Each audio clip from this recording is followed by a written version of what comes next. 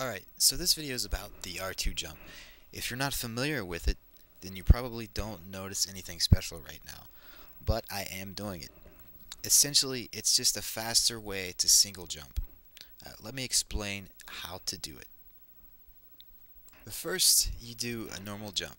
Then after you land, you push X and R2 simultaneously. This is going to force you into the air, thus doing the R2 jump. You simply repeat this every time you land. X and R2 simultaneously. First, you have to do the normal jump.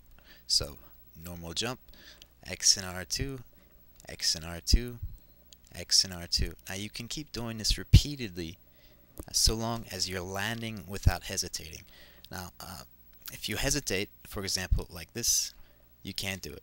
So keep that in mind. Now let me demonstrate for you that the R2 jump is truly faster.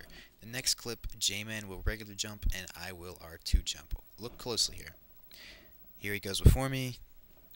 Here I'm kind of catching up. Then we're about the same. Now I'm passing him. Now I've definitely passed him. And now I've way passed him. You can also link the R2 jumps to ramps, which helps you stay mobile and conserve your force. Let me give you a few examples. Here I'm going to hit the stairs and then land atop the tower using one sprint jump coupled with an R2 jump. Here we go. Sprint jump, R2 jump. I almost overshoot my landing, but I made it. Let's try that again. One sprint jump right here with an R2 jump. Very simple. Just give it some practice. You can apply the same concept here to this next one. Sprint jump into the bubble, then R2 jump to the tower. So sprint jump, here it comes, then R2 jump. This one's a little harder though because you don't have much room on this roof, but it's still very doable. You could even turn around and push maybe if there's enemies. This one here is one of my favorites. Same concept, you just sprint jump into the stairs and R2 jump up to the tower. You could use this as a form of escape or even to get an advantage on the players that like to camp over there in the building adjacent to the cantina. Some people like to call it the pussy. I don't like using that word. Anyway, you can even use it to link like this. You can bounce off this if you hit it right and then run down here. Hit this cantina bubble, turn around, hit this bubble, jump. Now you're out of force, but it's okay because you can swap. You can repeat that. I wouldn't really use that in a group setting necessarily. It's more tailored to a one-on-one. Now here's a player favorite I'm sure you've seen it used. People hit the bubble and then they run up there to the tower.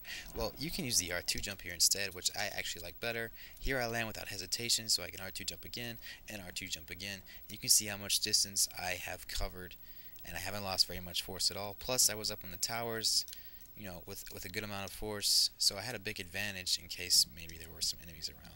Something to keep in mind, definitely. Here's a cool one. Bounce off the dumpster, R2 jump up to the side here on the right.